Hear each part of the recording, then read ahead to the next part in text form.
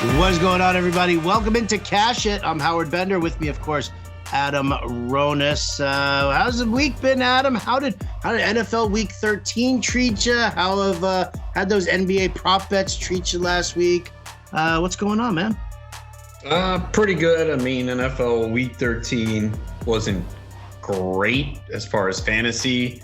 Got eliminated in a league where I have the fourth most points in the league. I have more points than 2 8-5 teams, but I'm 5-8, so I'm out. So that sucked. My home league got better. I moved up to third place, so should get in. My GST team sucks, so that's pretty much done unless I put up like 300 points this week, and I have 3 or 4 players on bye. So wasn't great, wasn't awful, but just kind of frustrating when you put up a lot of points and you have more points than teams with better records and you don't get in because they only do the stupid top 6 records. The Sirius XM Superflex Host League. I am 6-7 in like 7th place, and I am the points leader for that league, and I'm missing the playoffs. It's just so dumb, man. I don't understand how in those leagues we're not. I remember one because I have not been in the host league every year. I'm in this year. But I remember I felt like 2 or 3 years ago, we did a lot, won the final spot for points. Like, I don't understand how they're not doing it in those leagues, man. Like, I just don't get it, man. That's probably because that was a league that Matt Deutsch convinced me to commission somehow. And I set up the playoffs in the proper fashion to make sure that happened. I remember I did that for like my fantasy league one year for him, where I kind of set everything up. So yeah, dude, it's, and we've kind of been around. I mean, you and I have been around and around about this, entire topic. I'm sure you're championing it on the BSN show, the Better Sports Network show that you and Fensty do. I've been talking about it a lot on Sirius XM. It's, it totally sucks. Like to sit there and to put together. And again, like I said, we're not saying everything has to be on points. What you just, one team at minimum, one team gets in just based on the total number of points that they have. That's it. I mean, that right there just eliminates that little, just that ounce of, like another bit of luck gets taken away from like the whole head-to-head format. I mean, in your GST league, I was looking at it right now. If the season ended and that was this week left, there will be a 3-10 and a 5-8 team getting in on points. Really? In mine? Yes, because the way we do it in the GST league, which is the Greenwich Street Tavern League after Chris Ficcaro's bar in New York City, is we do top record gets the 1 seed. Then out of the remaining 11, the team with the most points gets the 2. Those 2 get a bye. Then the 3 and 4, the next 2 best records. And then the final 2 are most points out of the remaining 8 teams left. And in that league, the 2 with the most points, one is 5-8, one is 3-10. As of right now, that could obviously change based on week 14. But that's how it is right now. Now, what happens? Help me here. Because in my league, I mean, I love the fact. I mean, if we're gonna have a team that jumps in on points at 3-10 is, I mean, it's hysterical. It's really hysterical to see that. It's so funny. I didn't even look that far down. I'm all the way at the. I mean, it's our guy Joe DeGalbo who co-owns the bar Chris Ficaro. He's got 1,862 points. Yeah, and he is 3-10, but he would get in. And I know some people might be outraged by that. And then Tim Heaney, he has 1,917 points and he's 5-8. So right now they're the 5 and the 6.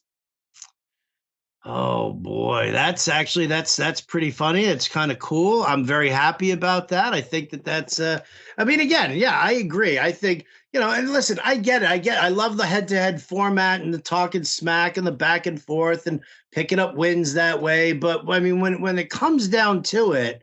Right? Don't you want the teams that score the most, that have the strongest teams? I mean, I guess it doesn't necessarily mean that it is necessarily the best team or higher scoring team. They could just have do they have a couple of weeks where they like went absolutely bonkers, or have they just been steadily all along?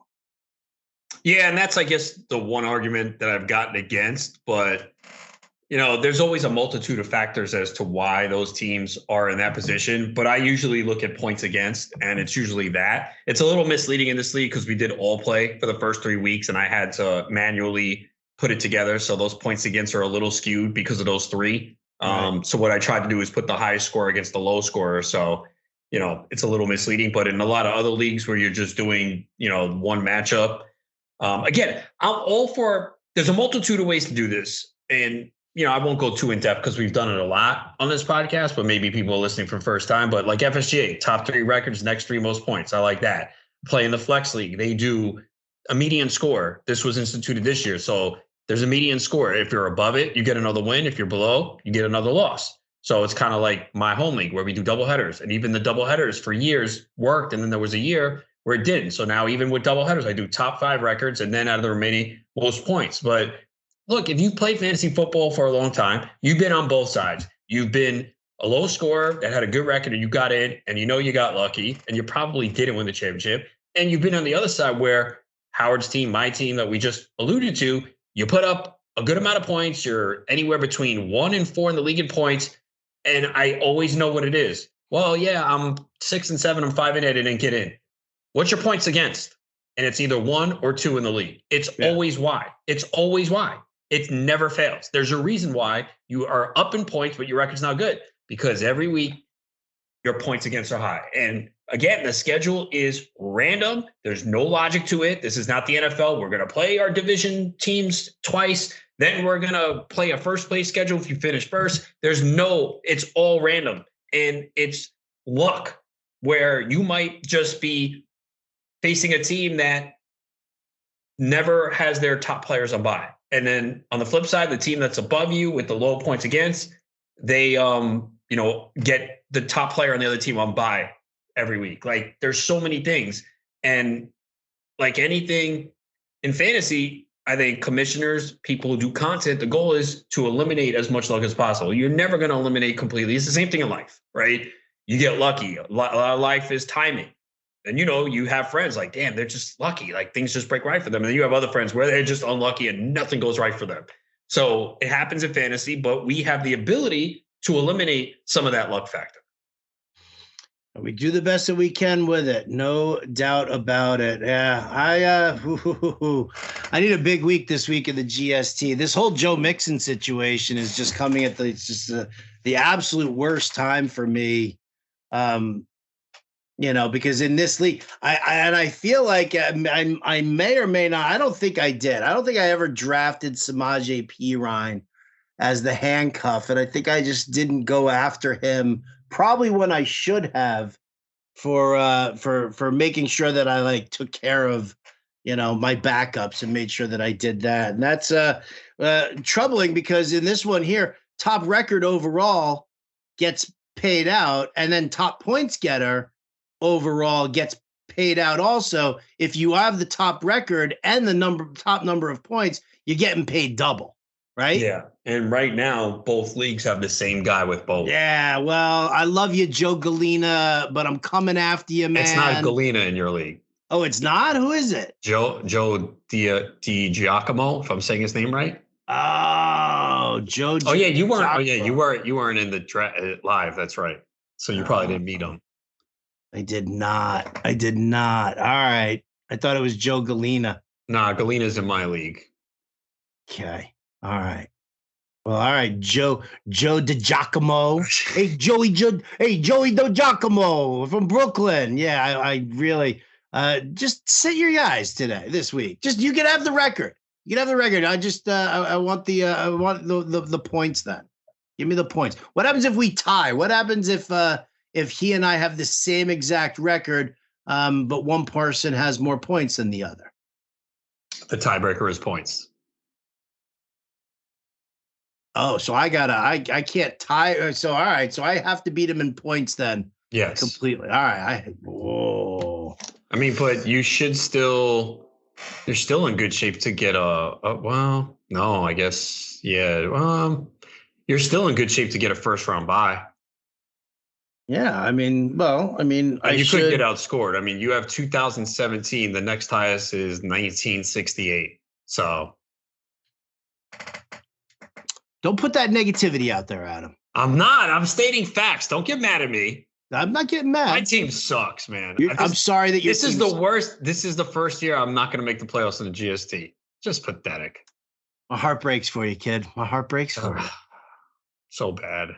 Dude, there are a couple of leagues where I'm like, really? Like, yeah, this is, I mean, let's face facts. This has been a really weird year for fantasy. I think it has. And I know a lot of people say, oh, we say that every year. I really do think this has kind of been a weird year just because offense has been so bad and quarterback play has been bad. You know, in years past, we're like, oh, you can wait on quarterback. You couldn't this year because those mid-range quarterbacks have all sucked or haven't been great. Right. Yeah. All right. Well, listen, it's playoff push time, and we do the best that we can to kind of help you guys out. We make ourselves fully available at Adam Ronis on Twitter, at RotoBuzzGuy for me, answering questions. If you're part of Fantasy Alarm, we do the Q&A always in Discord. We can help you out over there. Adam's got his weekly fantasy football rankings over at fantasyalarm.com. He does them for standard, half point, and full point PPR. And I got the DFS work coming in on the weekends as well. So anything, I mean, are you so disgruntled right now about fantasy football that you just want to start talking about something else? Oh, I'm good either way. I mean, I have some teams that are actually, I think we spoke about it on here, but I had an RT Sports Championship team where I thought I was going to be eliminated, where going into last week, I was 9-3, right? Yeah, I was 9-3, and I didn't have as much points. There were 2 10-2 teams, and I thought I was done.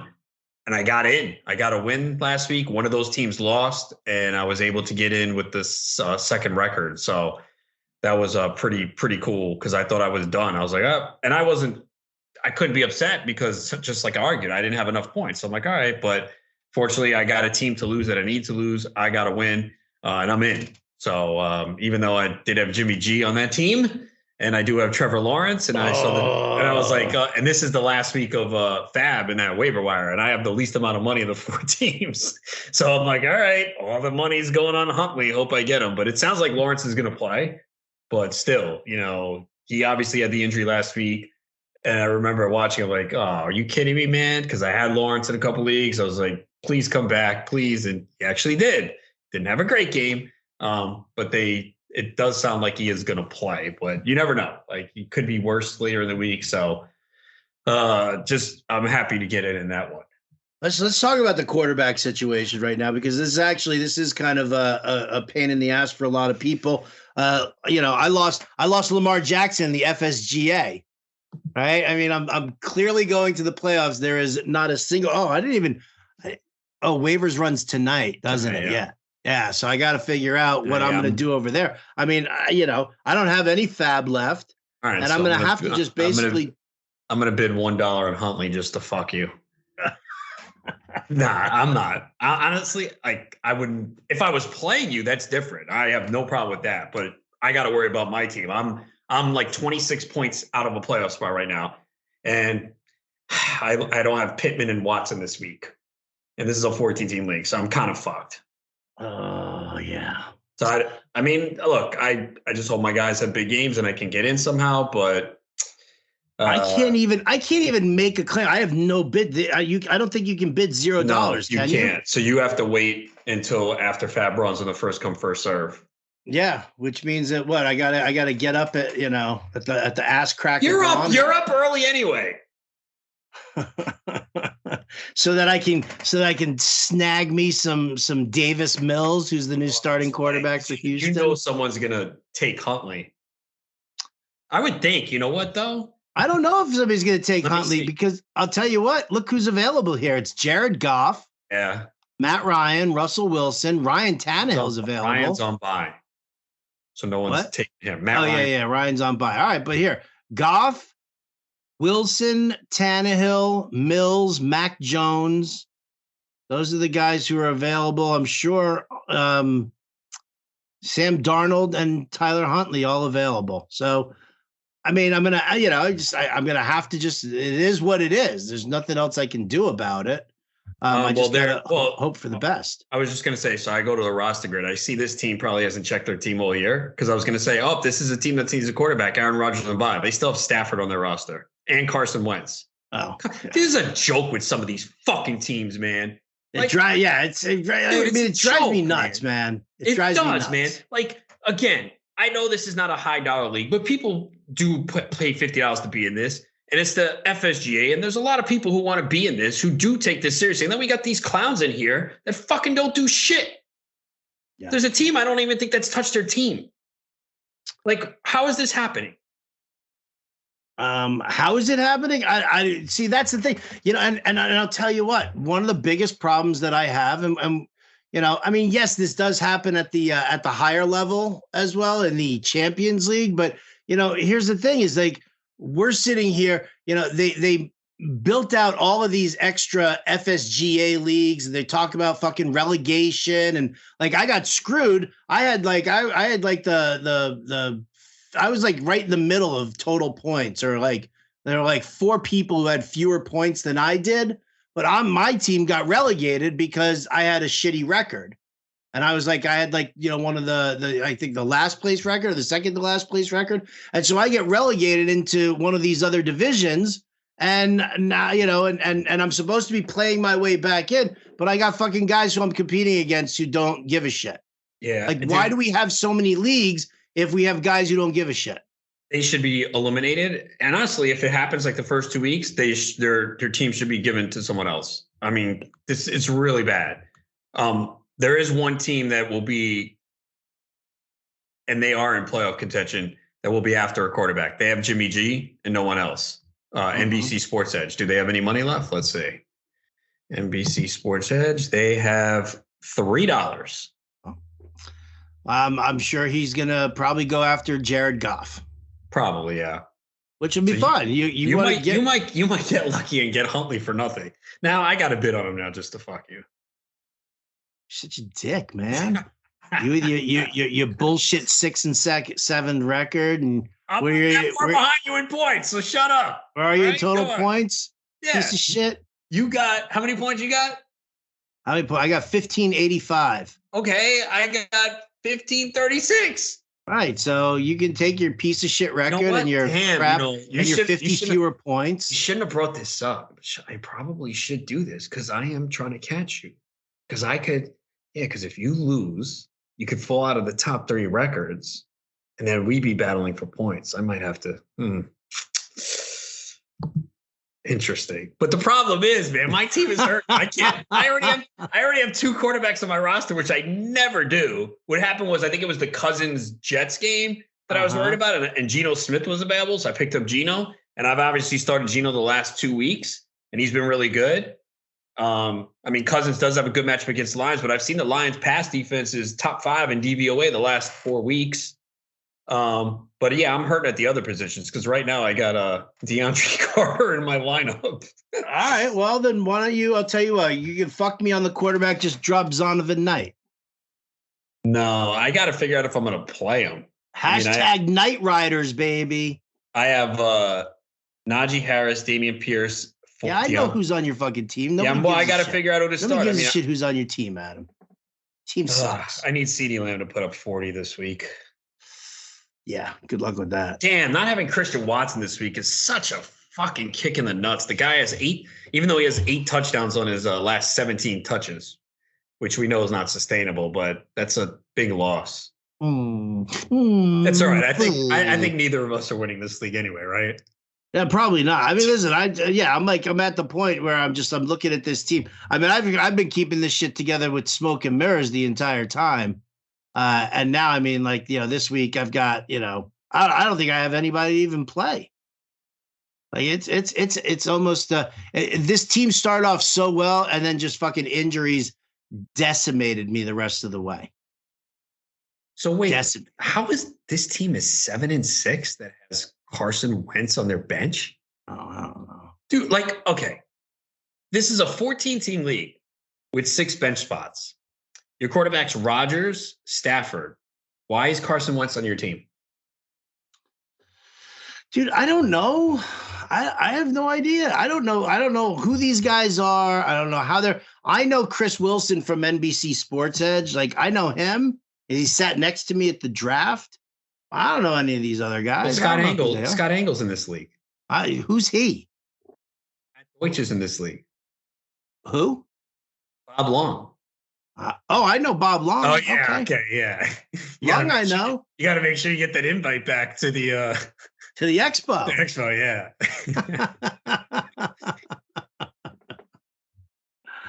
Oh man.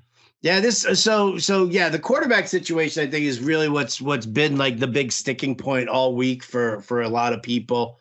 Where to go with it. Like if Huntley were available to me, great. I'm sure somebody already owns Mike White, but I'm not interested in Mike White anyway. Going up against Buffalo, I have no desire for that. Yeah, it's like this.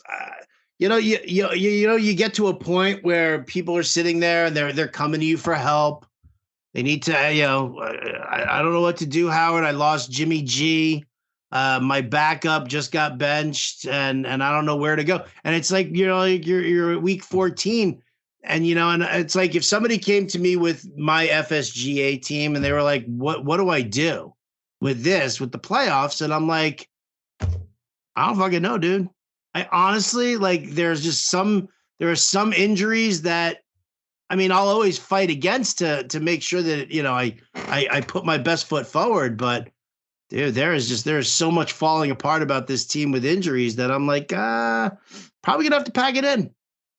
Yeah, I mean, almost don't want to make the playoffs.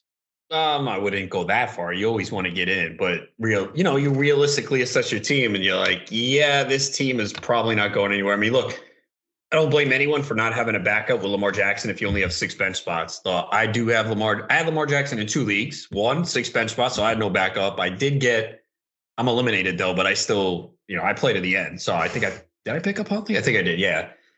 And even Huntley, like, people act like, oh, Huntley's the answer. Let's not forget, Lamar Jackson has not done well in this offense. Why would Huntley do well? Like, he can run, but this offense has been a problem the entire year. They can't run the football. They have no weapons at wide receiver. The Steelers' defense is playing better. It's a divisional rival. I don't expect Huntley to have a huge game. I mean, Lamar Jackson hasn't. He's been a disappointment. I have him in 2 leagues. It has sucked. Mm-hmm. Yeah, listen, I am. I'm not thrilled with the recent performance from him as well. And yeah, I look at Huntley and I'm like, I mean, and I think I said this to somebody. I'm like, it's not like Lamar Jackson was really excelling. Huntley does have some rushing upside as well. So, I'm not sure it's like the complete end of the world having to use Huntley, but. Obviously you want Lamar. Jeez, I got to stop talking about this fucking team. This team looks terrible. I can't believe that this team even exists right now. How did I even win a game last week? I know, like, both of us were like near the top early in the year, and it's just like you get it's a 14-team league, so you get a couple injuries, a couple bad weeks, and all of a sudden it's just like, ooh, okay. And that's why we always tell people, like, keep battling, fight it out every week, because like you see teams like us who were looking good and now they're on the borderline, and then you could have been that team that was it's not looking so good, and now maybe you picked up a free agent or one of your players that was underperforming is doing well, or you have a quarterback that is coming on, and then all of a sudden you look good. That's why you just can't give up. And I think sometimes people like do pack it into where like, oh, this team up top, they're so good. They can two injuries can change things drastically. Oh, it's insane how quickly this can change on a dime. No doubt about it. 1 injury, 2 injuries, you can decimate an entire team. No doubt. Especially if it's a key player. So, oh, alas. All right. I need to move away from the fantasy football talk here because now it's starting to make me a little bit sad. And I also have to go and deal with my GST bids for tonight's action. No offense, Adam. I know that you don't give a shit about your GST bids. I put in bids. I'm blowing my whole budget. It's the last week of Fab. Well, I got to blow my whole budget there. But you know what you also need to do? Something I didn't do last year. Got to, roster a second kicker. got to make sure that I got a backup quarterback. Like I've got Mahomes. I'm going to obviously ride Mahomes, but if something happens, like last year heading into the GST playoffs, my kicker got hurt. And so I didn't have a backup kicker and and waivers were over. Yeah. I don't know if CBS has the option, but maybe we'll do team kicker next year to avoid that. I know some of the high stakes leagues are doing that now, and I'm fine with that. Oh yeah, I didn't give a shit. I just say I gotta roster the kicker and the extra kicker. I got to make sure that I got a backup for Mahomes, and then I got to make sure I got a backup stupid tight end too. That's gonna be now the bidding and stuff like that. Can I pick up a guy for free still tomorrow? No, so I guess have you been paying attention this year, bro? On Saturday, Fab, for Fab on runs Saturday, Wednesday and Saturday night. Fab runs, and then free pickup Sunday morning. Oh, okay, so I could just grab a stupid backup tight end then. Yeah, I don't have to. I shouldn't. You know what? I'm not completely out of it yet. But I'm gonna have to put up like 200 points to have a shot, and I don't think that's happening. All right. Well, let's move off that. I'll tell you what. Let's go from and later on here in the show, folks, Adam will give you some NBA players to look at for props this coming weekend, and of course we're gonna make our picks against the spread. But for right now, I want to take a quick turn over to some baseball. So, Adam, the free agents have signed. The Phillies have Trey Turner. The Yankees retained Aaron Judge. The Texas Rangers stole Jacob deGrom from you. You turn around, grab Justin Verlander as your replacement. How are you feeling about that whole thing? Losing deGrom, getting Verlander. Are you okay with that? Are you bummed about that? What's going on? I would have preferred deGrom to stay, but I kind of got the feeling that he wasn't going to stay. Whatever the reasons are, maybe he didn't want to be in New York anymore. There were some rumors about that because he didn't give the Mets the opportunity to match it, reportedly. But I think the Mets made the right call. I don't think you can go 5 years at that money for deGrom. The guy's pitched 224 in the third innings over the last 3 years. He's been hurt each of the last 2 years. I know he's still one of the best pitchers in baseball when he's healthy, but can we count on that? I mean, and he's 34, so it's not going to get better. So, and he wasn't there for most of the year last year, and they still had a good year. So I wish him the best. I would have preferred he stayed, but I think the Mets made the right call in not paying him. And how do you feel about Justin Verlander coming your way? I figured that was going to happen. They obviously had to bring another pitcher, and I'm fine with it. It's only a 2-year deal. He's coming off a Cy Young award. I know he's older, and that's the concern. Scherzer and Verlander are older pitchers, and pitchers bring injury risk. And then you're talking about guys 39, 40. It's enhanced even more. But Verlander's been pretty healthy for most of his career outside of the surgery a couple years ago. So if there's anyone at his age that I think can be productive, it's him. So, they have to do something of that nature. So I was fine with it. It's only 2 years. I don't care about the money. As long as the money's not going to preclude them from adding other players, then I'm good with it. The Jose Quintana was a good cheap deal. I think that's a good fit. Only 2 years. He's not an elite strikeout guy, but pretty good control. I think that's a good park for him to pitch in. So I thought that was a solid addition. And we'll see now if they add another pitcher or, the bottom of the rotation, Peterson and McGill. So, but they got to get Nimmo back. I think that's a big guy, and I know he's drawing interest. Not a lot of good center fielders out there. So Nimmo's a guy I want them to bring back. Okay. All right. See, when deGrom signed with Texas, I felt kind of the same way as you. Like, Rangers fans are going absolutely bonkers about it. And I'm like, do you guys not remember like how hurt deGrom has been? Like, that's definitely something that you have to kind of factor into this whole thing. I agree that the Verlander move made sense. You just, you're going to replace one ace with another. Yeah, I mean, I think that it was perfectly fine for you guys. The Yankees turn around and pay Aaron Judge $40 million a year for 9 years. It's so funny. Like people like freak out about that and his age and stuff like that. I'm like, not all of that 360 million is for the future. I'm like, there's a little back pay there. Right? I mean, with the amount of money that Aaron Judge was making off of his, first big league deal, I mean, he really wasn't making a ton of money. I mean, he got the arbitration number. They agreed to avoid arbitration. He got like 19 mil for last season. I'm not going to thumb my nose at that and say that that's, it's poo-pooing that amount. But I mean, for everything that Judge has done and for everything that apparently that the Yankees want to do, because I mean, they want to give him the captaincy. They want, him to be that leader of the team. And I think that's kind of what we're paying for, because listen, anybody who expects Aaron Judge to hit 62 home runs ever again, 60 home runs ever again, be hard pressed to see him hit 50 on the regular. But, for what he brings to the table as far as leadership, personality, he's not a guy, he stays out of trouble. Like it's been just a very good first 9 years with him inside the organization from the minors up. And I'm okay with it. I mean, it's obviously it's a huge overpay, but you make him a Yankee for life, and you kind of you go from there. It has that Jeter-esque quality, just without the World Series titles. I mean, look, 4 of the top 5 players in baseball right now are Yankees and Mets. So New York, you got to pay these guys. Yeah, you do. It's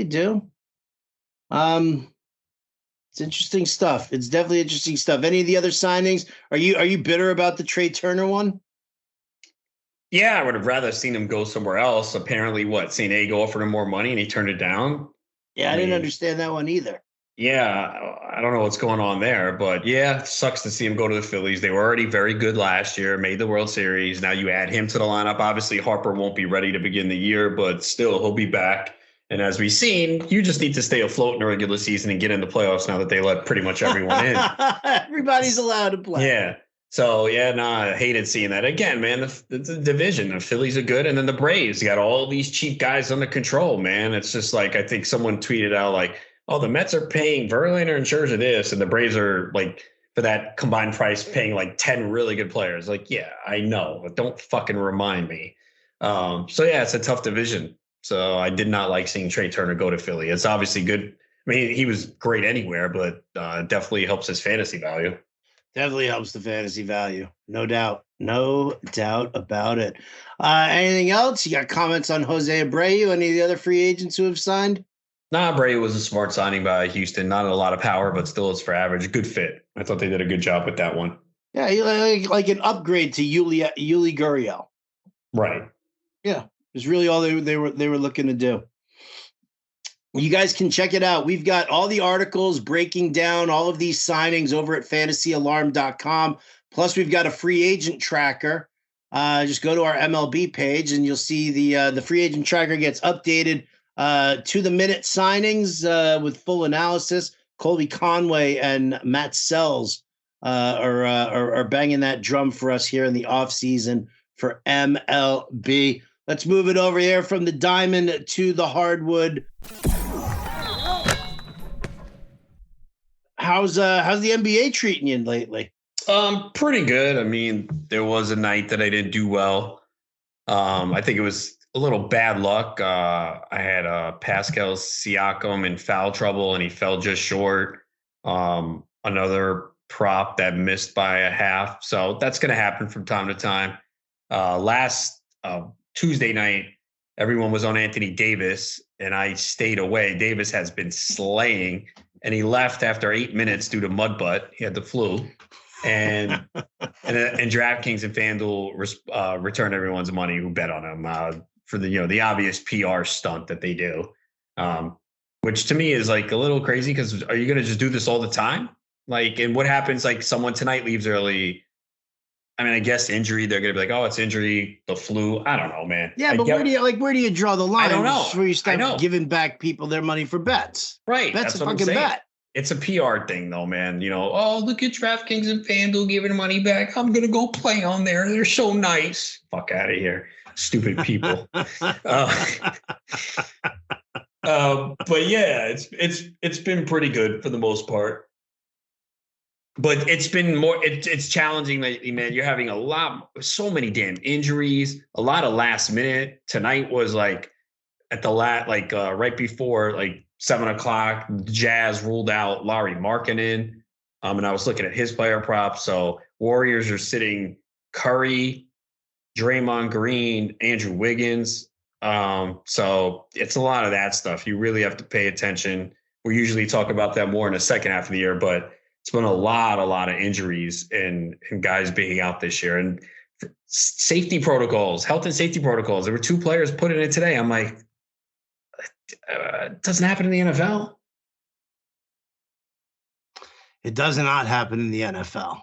I mean, listen, that's definitely, it's one of the things, you talk about it. I talked to Mpemba and James Grande and John Mpemba about it. I mean, it's really, would you say that it's gotten really crazy over the last, how before COVID, how crazy was it as far as all the last minute scratches? No, it's always been bad. This one is specifically not COVID related. It's not a lot of guys going in, but there were 2 guys put in the health and safety protocols today, and we've had a couple others already miss multiple games. Just kind of unclear why, when I haven't seen any of this in the NFL. I know they play once a week and the NBA travels more, but I thought most of the players were vaccinated. I don't know, whatever. I don't even want to get into it. And that's not really the big deal. It's just a lot of injuries and Warriors sitting out players. I just don't get it. A lot of players sitting on back-to-backs, like LeBron sitting today back-to-back. I know he's been banged up, but yeah, it's just a lot of last-minute things. That's kind of tough, especially when you're doing content. It makes it difficult. Even, I do these value videos, and a lot of times, you got to get them in by a certain time. They got to be edited, and they need to have a shelf life. And so many times I'll do it, and then after it's posted, ton of value opens up because, this guy's out. And I always say in a video, hey, this is as of right now, make sure you come back to the Fantasy Alarm right before lineup block because more value could open up. But it sucks when you do a video and the most obvious, I think it was it last night or 2 nights ago for Memphis, John Morant was out. So Tyus Jones becomes the best value on the slate. And my video was already posted by then, but when the news broke. Yeah, it's it's the fine line for content creators because, you want to get a bunch of eyeballs on it, but you also, it's like you and I recording this podcast on Wednesday night. I would much prefer that you and we could talk about the Thursday game and publish, but then I'd rather do a second episode where we're picking the games on a Friday or a Saturday, but it doesn't have the same shelf life. And we need to get this, out to everybody on the regular. So doing it on a daily basis with the NBA is a pain in the ass as it is. So I feel you, but it's good. At least you point out to everybody, and you constantly remind people this is where it is now. You have to, and for anybody who's going to be, if you're betting, if you're just getting into betting and stuff like that, there are times you have to learn. It's like getting all the news. You know what? It's so funny. I was talking to somebody about, and just to kind of pull it back or connect it at least to fantasy football. People who sit there and ask these start-sit questions on a Tuesday or a Wednesday about guys who are banged up and we don't know what's going on. And we say to them, you don't need to do a start-sit right now. It's too early. You got to get all that information. And what kind of becomes a little frustrating is that every single year we get the same exact questions over and over again. And it's you're like, are people learning from year to year? Are they actually learning from year to year so that way they're not asking the same dumb questions, or they're not, they're not mistakenly signing off on their NBA lineup at 1:00 in the afternoon because they're on their lunch break and they go and they set their DFS line to not look at the news at least an hour before lineup block. I mean, it's such a crazy mistake. And there's so many people who still don't do that. I don't understand that. I don't get it, Adam. I'll give them some advice. If you are one of those people that plays NBA DFS and you set your lineup early in the afternoon and you don't check, just take the $100 that you're playing that night and PayPal it to me. Because you're going to lose the money. So just give it to me. Make me happy because you ain't getting the money back if you're setting your lineup at 1 p.m. Eastern and you're not returning to check the news because there's just too much news in the NBA that breaks last minute. And it's frustrating. Like, again, I've always said this. If it's a problem for you, like on a given day, don't play DFS that day. If you know I'm not going to be able to check anything that last hour before lineup block, do not play that day. Just don't. Do you want to give them your Venmo right now? You can tell. I don't have Venmo, but I got PayPal.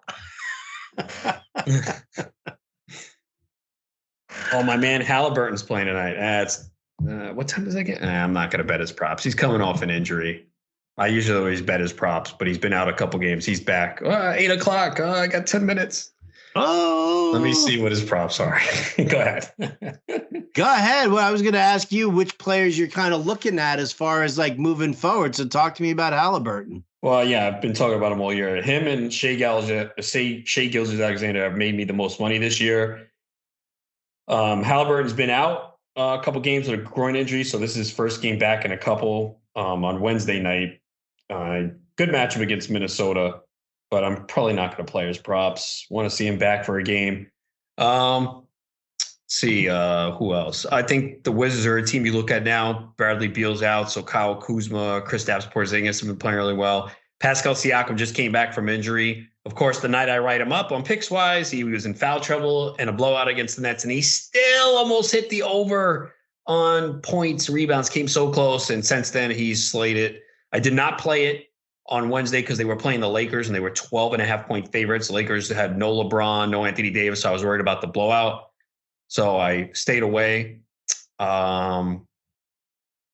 Let's see who else. Jaren Jackson from the Grizzlies. He started the year coming off surgery, was out. His points total has been around 18.5 points, and he's been 20 plus in 6 of the last 7. So you always worry about foul trouble with him, but he's done a better job since coming back. And he's only been playing 25 to 30 minutes, I guess, because they're easing him back in, but he's still been going over his totals. Domantas Sabonis has been going over 6.5 assists consistently. Now, Wednesday, it was 6.5 juiced up at like minus 140, and it's against the Bucks. So I stayed away, even though that game total is 236. I think Minnesota's a team you look at now with Karl Anthony Towns out. You got to look at Anthony Edwards a lot, or maybe Rudy Gobert. Zion Williamson's playing at a ridiculous level right now, and Brandon Ingram remains out. Jason Tatum's been slaying. Oh, I didn't play the Marcus Smart. I might play Marcus Smart. I still have a couple hours for that. Chris Paul looks like we'll be back on Wednesday night. He's been out a while. Devin Booker's been putting up big numbers. The Rockets, I talked about this Jalen Green over 2.5 turnovers. I did play it one night. It did not cash. And then the other night he had like 7. It's always like 2.5. So yeah, those are some guys. The Heat you can look at, like Tyler Hero. When Butler was out, he had a monster game. Anthony Simons, it looks like we might have to wait for the numbers to go down because Damian Lillard's back. I mean, Simons was just absolutely crushing with Lillard out, but Lillard just came back. So yeah, I mean, those are some guys, and obviously with injuries, that can open up. We get some value on props as well. Cool. All right. Well, as always, guys, Adam's got an article over at Pickswise.com.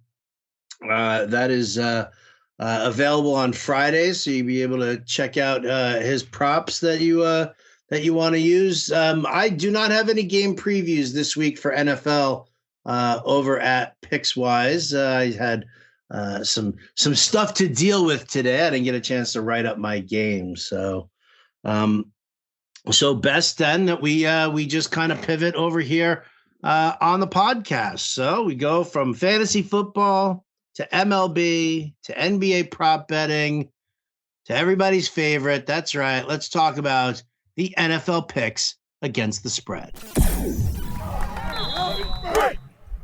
Adam, I'm feeling pretty good. I mean, it was good. Well, actually, no. Last week I had a couple of really couple of bad beats there. The Ravens were just an absolute abomination. Even though you can blame the Lamar Jackson injury all you want, but they sucked before he got hurt. So it was terrible.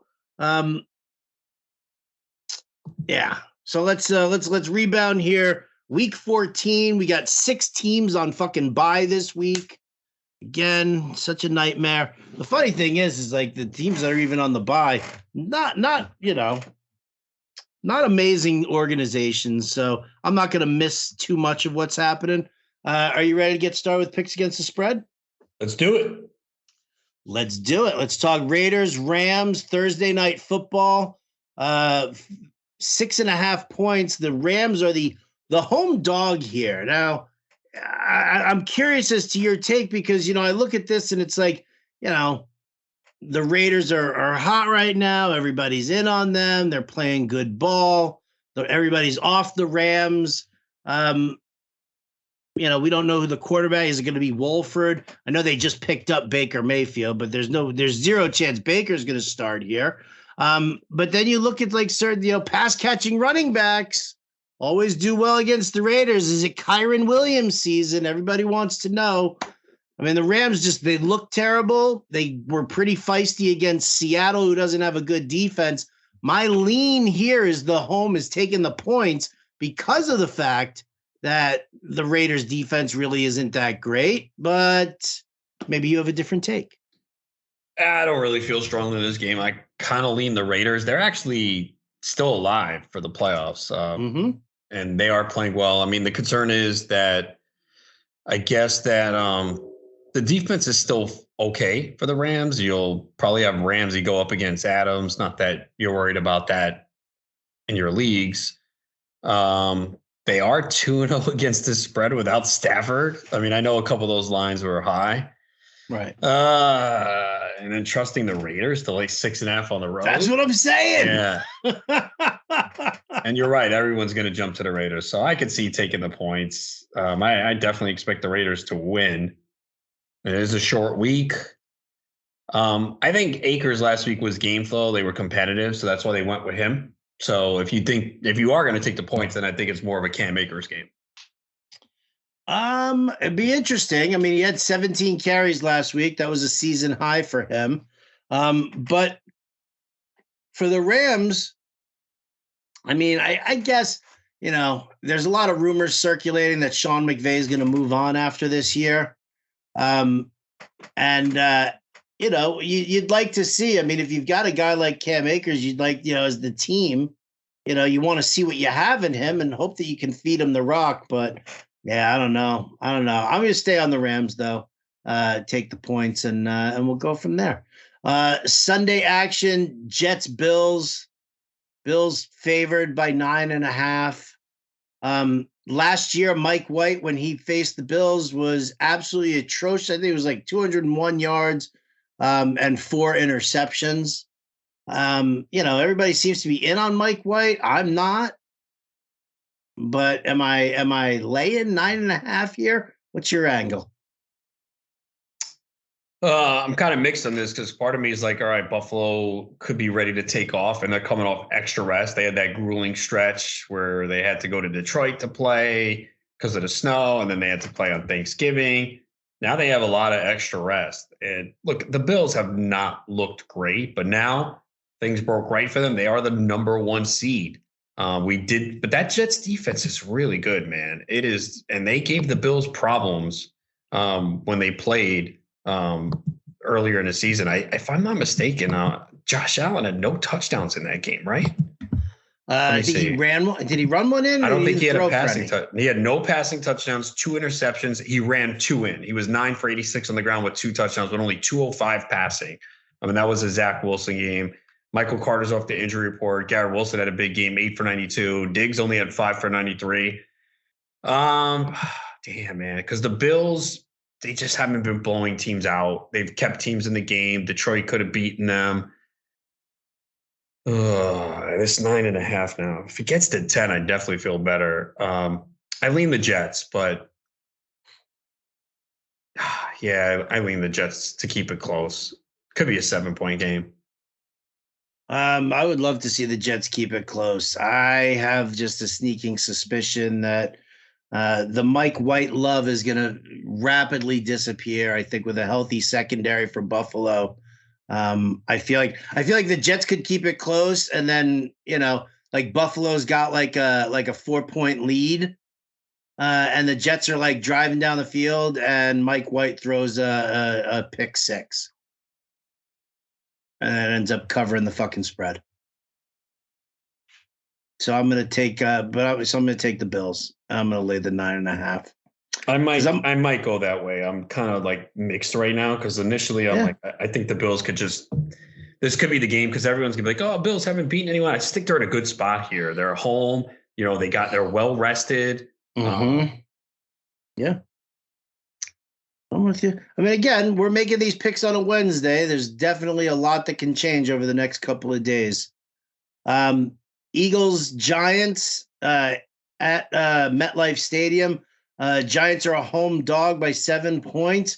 Giants are 9-3 against the spread this year, Adam. 9-3. Like they, for some reason, this like, I don't know, this innocuous no-name defense seems to be keeping them in on everything. I mean, there's Thibodeau. I'm a big fan of him as a pass rusher.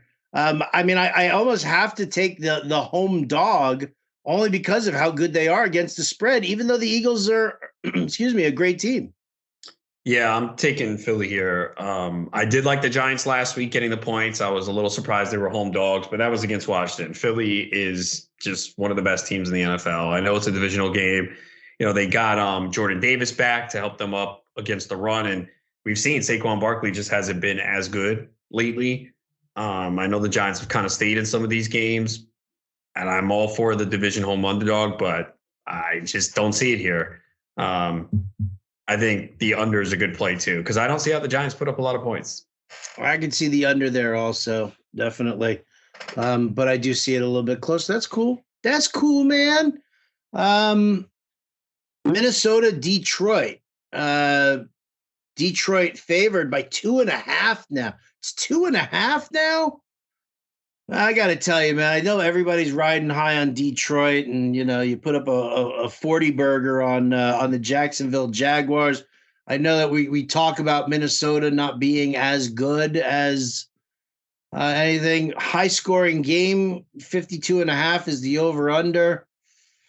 Ooh, I know which way I'm leaning. Which way are you leaning?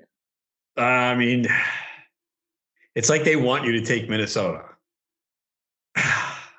It's such a big game for Detroit too, man, because it's such a big game for Detroit. They are still in it. It's a divisional game.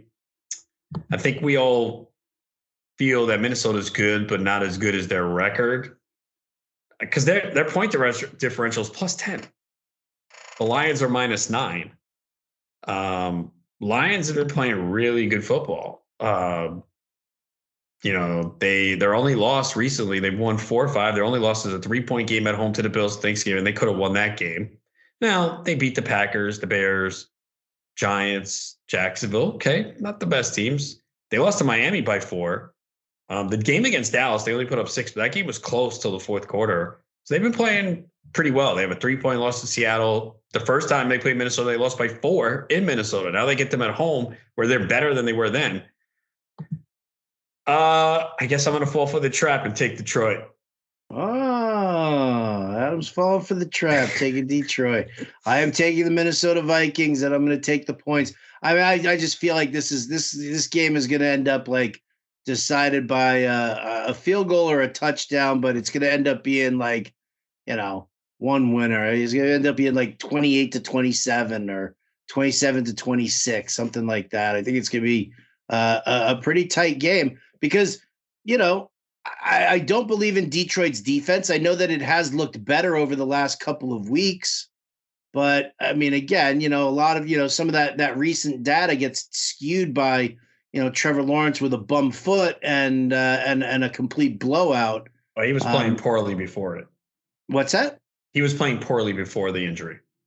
No. I know. I'm just saying. Yeah, I'm not gonna. I can't put all that stock into Detroit off of this big game against the Jaguars because I still think the Jaguars are. I like what we've got from them, but they're just to me they're very much a work in progress. I feel like Minnesota can get a little bit more consistent with the Minnesota should have lost to the Jets. You know why they didn't? Because Mike White sucks. Jets outgained Minnesota 486 to 287. Yeah, but it was so much like late game garbage shit because the game really wasn't that close to start. I mean, the Jets came back, but for the most part in this game, I mean, that was more Minnesota's defense kind of sucking in that second half. Dude, Mike White, if Minnesota's cornerbacks could catch a fucking football, Mike White would have had 4 picks in that game, at least 4 picks. He was hitting Minnesota defensive backs in the fucking chest. It's crazy. It's crazy. But everybody's sitting there like, oh, Mike effing White. Fuck that. Well, because they're comparing him to Zach Wilson, so anyone over Zach Wilson is better. Yeah, well, I mean, again, and a fucking Ken doll throwing a football is better than Zach Wilson at this point. Browns, Bengals. Bengals are home favorites by 6 points. I mean, you take it away here because to me, listen, I'm so fucking disgusted by Kevin Stefanski and his lack of use on Nick Chubb last week against the Houston Texans was just beyond me. I want to just take the fucking Bengals in the point and lay the points and say, fuck you, Cleveland. That's how I want to bet this game. Yeah, I'm taking the Bengals. I understand the Browns have played very well and they beat the Bengals earlier this year, but I think the Bengals are starting to get going here. Jamar Chase came back. That helped. They had the big win against Kansas City last week. Deshaun Watson looked bad last week, throwing a lot of balls. I mean, I get it. 700 days, not playing football. And their offense, they won the game, but their offense put up 6 points. It was defensive touchdowns and a special teams touchdown for the Browns defense, which probably won a lot of people fantasy leagues last week. So, I like the Bengals here, man. They've just been playing a lot better. They have an opportunity now to take this division. Their schedule's tough, so they really need this game. Joe Mixon's back.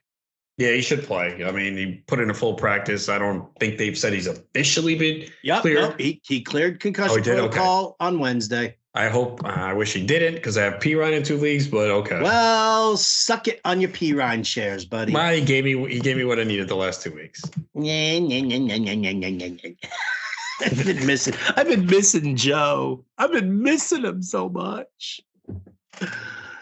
Houston, Dallas.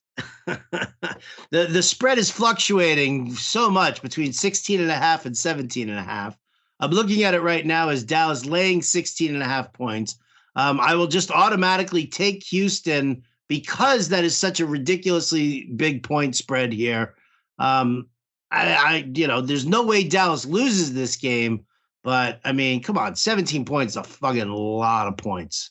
They covered this number against the Colts last week. They covered this number against the Colts last week. First of all, okay, it's like I'm not even happy right now with the Cowboys, to be honest. Like, Fancy was like, oh, you must be excited. I go, no, I'm not, because I've seen this fucking shit too much.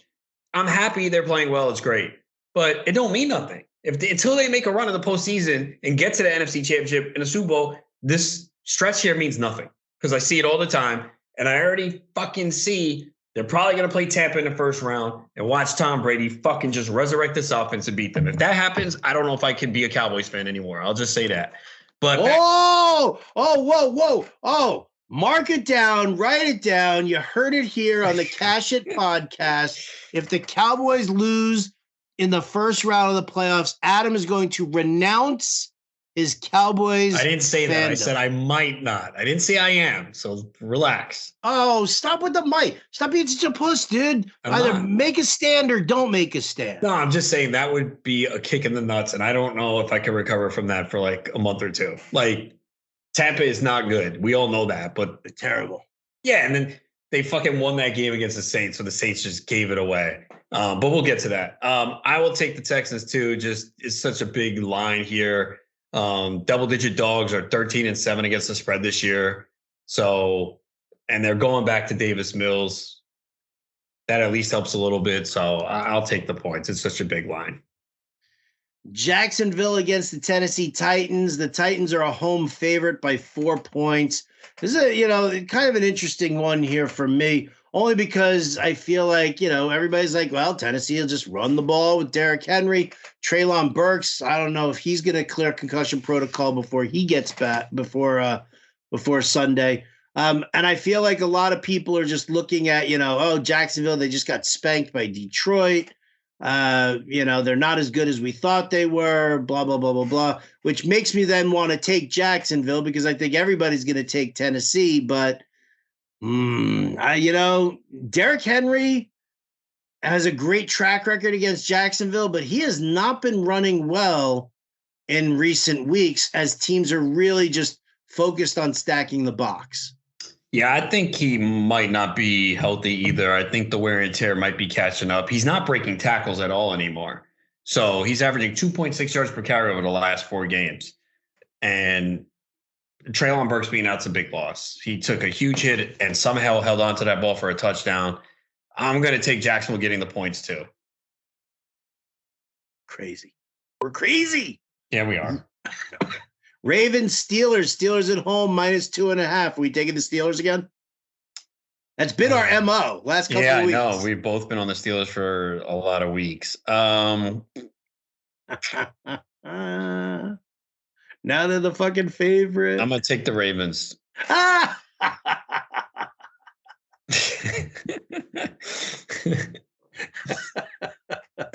That's betting the NFL right there. To a T. That is fucking betting the NFL. We've been riding the Steelers. They've been great for us. Now they're the favorite. We're taking the points. And you got to take the under 37 too, right? Oh, easily. That's a no-brainer. That's like saying you're going to take the under in a Denver game. Yeah, dude, they have been under in every game this year except one. Yeah. Brutal. All right, so we're both taking the Ravens in the under. Chiefs, Broncos, speaking of which, now I'll tell you what, man. Teams been playing down to Denver's level. Denver's getting their 9-point home dog. I feel like this loss that the Chiefs took to the Bengals really kind of stings again. And so I don't know, man. I want to see if I'm gonna take Kansas City in this game, then it's like Kansas City laying the points and just taking the under, without even thinking about it. So it's 44, and I think it could be like a 31-7 type situation here. But fucking teams just keep getting stifled by this Denver Broncos defense. I don't get it. I don't understand it. Where are you leaning? I hate doing it, but I think I got to take the points with Denver. Their defense keeps it close. Denver, tough place to play, division rival. It's just like, how is Denver going to score though? Because if you're taking the points, that means you think that it's going to be like 17-10. Because is Denver getting to 17? I guess if you think it could be 23-17, 24-17, but Denver just doesn't do that. Are they going to get it on a defensive touchdown, a special teams play? Because they just don't. Yeah, dude. Oh, I hit my prop last week of Brandon McManus. I took under 1.5 extra points made. Yeah, that should be. What was the juice on that? It was a -120. Oh wow. Okay. Yeah, I was psyched. I was like, really? You didn't give me this? Fucking, I was like, I dug that up when I was looking for punting props. So I could take the fucking over for Denver. Yeah, dude. I don't like. How are they going to score? I cut Cortland Sutton in fantasy last week. Yesterday. Well, he's probably going to be out with a hamstring injury. Right, but I had no qualms about it. I think even if they said, he's questionable for this week, but he could be back, I think I'd still cutting him. I'm just done with Denver. Yeah, it's just pathetic. I cannot believe how bad it is. Horrible. And you're going to take them in the points in this one. As of right now, I reserve the right to change my mind. Yeah. All right, I'll give you that. Yeah, we reserve the right to change. And it's also Kansas City just doesn't blow teams out, man. They just don't. They've been really bad against these high spreads. I mean, they did. They beat the Rams by 16. Mahomes didn't play well last week. No, he didn't. He did not. It's really what it comes and MVS is very good at dropping passes in the end zone. Yeah. I believe they miss Mecole Hardman. I really do. Panthers, Seahawks favored by 4. Man. I mean, I'm going to lean the Seahawks here. I'm a little worried that Kenneth Walker isn't going to play, and that kind of bums me out. I also think that Deonta Foreman could have himself a nice big game. Seahawks do not defend the run very well. I think I'm going to say fuck it all, and I'm going to take the Panthers with the points. I shouldn't, but I'm going to. Yeah, I'm going to lean Seattle, but I do see where you're coming from, and Carolina's defense has been playing better. They're coming off the bye. I think the Seahawks defense is starting to regress. You know, they started off poorly, then they were playing really well, and now we're starting to see them falling apart again. Are we crazy to think that Sam Darnold is actually the best quarterback that's played for Carolina this year? No, because they've had Dozier and Baker. So, but yeah, at least it helps DJ Moore. I think it does help DJ Moore. He's better than PJ Walker too. Yes. It's brutal. Tampa Bay, San Francisco, Niners home favorites by 3. I don't understand why this point spread is so low. Tampa's terrible.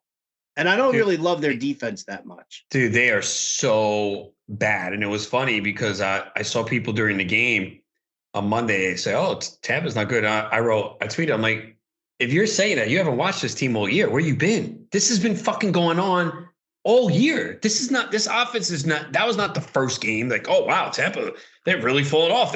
Their offense has sucked the entire fucking year.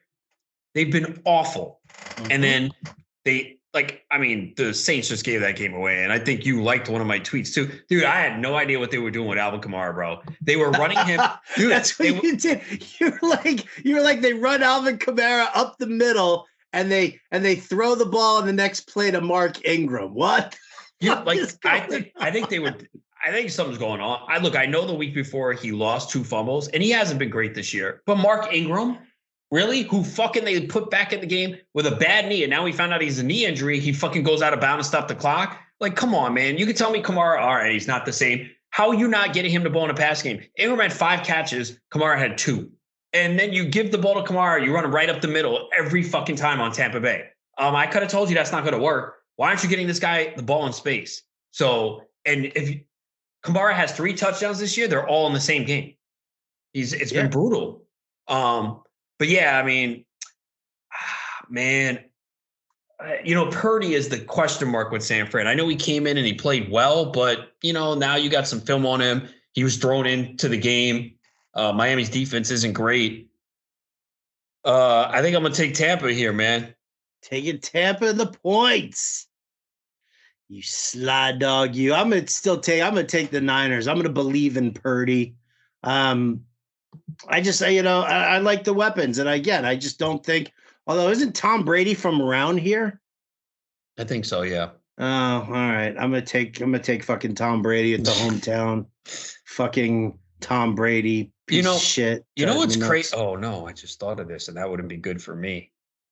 There is a chance, especially if Tampa wins this game, they could become the 3 seed in the NFC. San Francisco falls off because if they win this game, they're a game behind San Fran and they'd have a win over them. So it depends on how and then San Fran next week is at Seattle and they lose that game. They could either fall out of first or be tied for first. Look at you so hoping to not face Tampa in the first round. I don't want to face San Fran. Even with Jimmy G out, I still don't want to play them. Damn, that's a good question, though. Would I rather face San Fran without Jimmy G or Tampa with Brady? Wow. And both games on the road. That is, I don't know.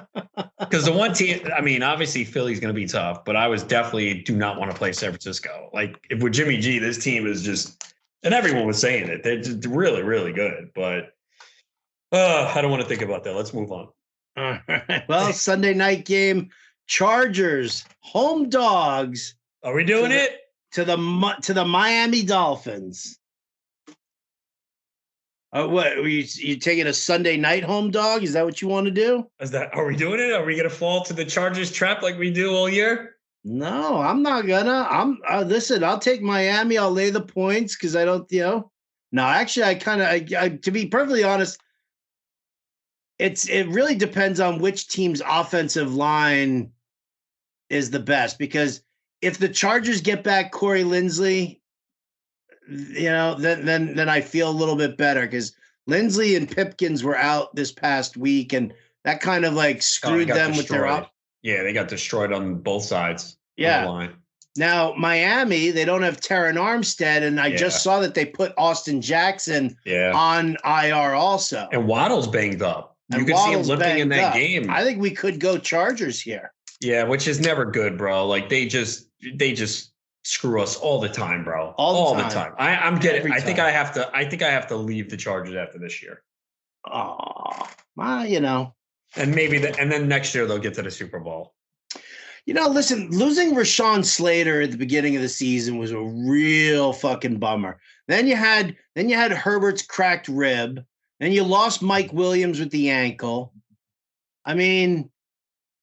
I understand. And you lost Keenan Allen for like a chunk of time in the beginning of the year. I know, but a lot of teams have injuries, and it just feels like this team doesn't adjust as well.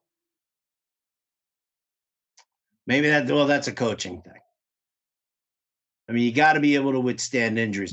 But, I mean, those are marquee players. No, they are. They are. There's no question about it. And they just lose heartbreaking games. Like, they find ways to screw up.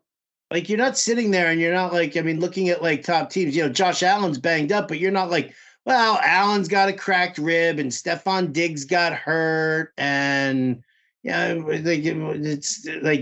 marquee guys getting banged up here for the Chargers. So, oh man, I tell you, Tua's got a bum ankle too, Yes. I need to mull this one over. I will say I'm taking my Monday night home dog, Arizona Cardinals, plus 2.5 points against the Patriots. Because why? Because fuck the Patriots and Bill Belichick. Are you concerned that Belichick has 2 weeks to go up against Cliff Kingsbury? I know, right? like he needs 2 minutes to go up against Cliff Kingsbury. That's what I'm saying. That's my only concern because I don't think New England's good either. The whole offensive coordinator fiasco with what's going on with them. Then again, you have Kyler Murray and Kingsbury. I know you don't watch the Hard Knocks at all, but I watched the Hard Knocks in season. With them, I like it. You could see like Kingsbury's not a good coach, and Kyler Murray just doesn't seem like he has it. I'm interested to see. I think there's a new one tonight. I'm interested to see after what's going on with them the last couple. Like they picked the right team to fucking put on this shit. What a disaster this team is. But like I said, the one thing from there, Budda Baker, love that guy. He is so passionate, wants to win. Love that guy. Who'd you like more, Jamalfa Williams from the Detroit preseason one, or Budda Baker here at Arizona? Both Budda Baker, man. I mean, you could just see his passion. He hates to lose, and it eats at him. And he had that high ankle sprain, went out there and played, and you could see after an interception, he was limping to the end zone when they do the defensive celebration. So, that guy just he's on the wrong team. He needs to be on a better team. So are you taking the Pats and laying the 2.5? I'll take the Cardinals, man. There it is. All right. Well, that's going to do it for us here. Appreciate, as always, everybody out there liking, subscribing. Tell your friends about it. And again, if you have any questions about specific games that we discussed here, Adam is at Adam Ronis. I am at RotoBuzzGuy on Twitter. If you want to know where the lean goes later on in the week, I'm sure that Adam and I will be happy to let you guys know. But in the meantime, we're going to scoot on out of here. And, I think both Adam and I are going to end up grabbing dinner. Not together, but yet at the same time, indeed. Big thank you again to everybody for listening. For Adam Ronis, I'm Howard Bender. This has been the Cash It Podcast.